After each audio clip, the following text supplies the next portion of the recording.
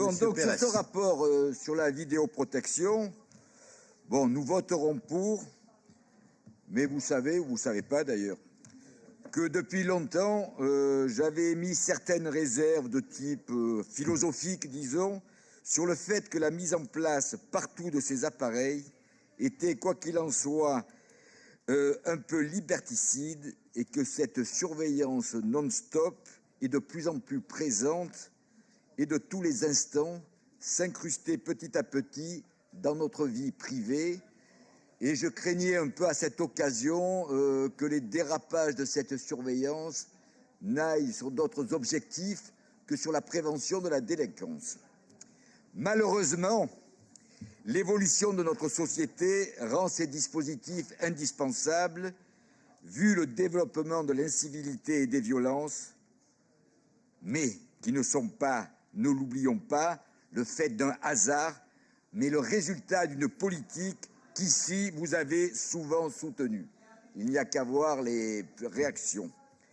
Le pas de vague, le pas d'amalgame a rendu petit à petit notre vie quotidienne de plus en plus dangereuse. Bravo! Ils savent compter. Et cette insécurité qui ne fait que se développer modifie petit à petit complètement notre façon de vivre. Les attaques, en particulier au couteau, ne font que s'accroître et finissent par rejoindre même ceux qui se croyaient à l'abri.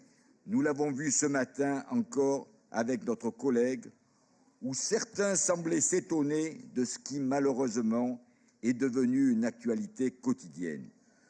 De par mon métier, j'en suis le témoin privilégié, si l'on peut dire, mais je sais que ces caméras aident dans les enquêtes, font de la dissuasion et sont systématiquement analysées.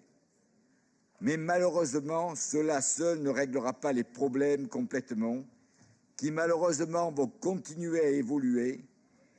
Et je demanderai, et nous ne devons plus maintenant nier l'évidence qui saute aux yeux, en préférant toujours s'occuper des conséquences, mais surtout sans jamais en analyser les causes.